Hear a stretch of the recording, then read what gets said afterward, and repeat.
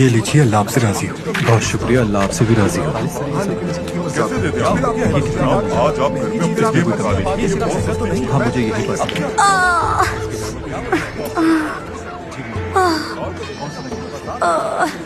यूसुफ, तुम यहाँ क्या कर रहे हो?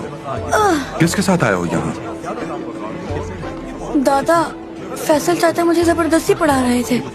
मैं बेजार हो गई तो वहाँ से निकल आया। क्या हुआ तुम्हारे दांत को? अखरोट तोड़ने की कोशिश कर रहा था, लग रहा है मेरा दांत टूट गया। ये अखरोट तुम्हें कहाँ से मिला? ये वहाँ से मिला है मुझे।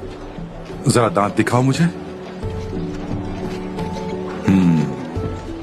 क्या तुमने इस अखरोट के पैसे दिए थे?